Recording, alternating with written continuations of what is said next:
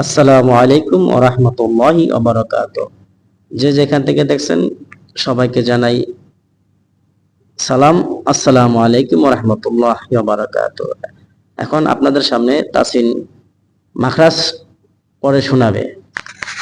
তাসিন, সবার উদ্দেশ্যে সালাম দাও আগে।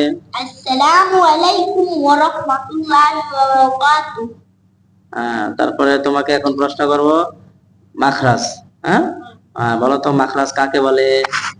হরফ উচ্চারণের স্থানকে মাখরাজ বলে। আরবি হরফ কয়টি? 29টি। মাখরাজ কয়টি? 17টি। 17টি মাখরাজ। তাহলে কয়টা মাখরাজ বলতে পারবা তুমি? 6টি।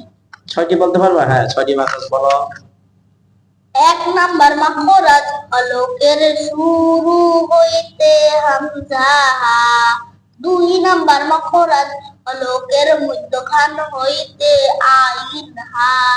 3 নাম্বার মাখরাজ হলকের শেষ হইতে গইন খ। 4 নাম্বার মাখরাজ জিহ্বার গোড়া তার বরাবর উপরের তালুর সঙ্গে লাগাইয়া দুই নুক্তা আলাকব।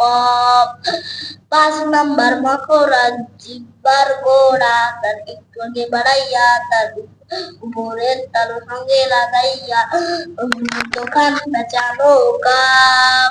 মাশাআল্লাহ, তাসিন 5টি মাখরাজ আমাদেরকে শোনাইছে।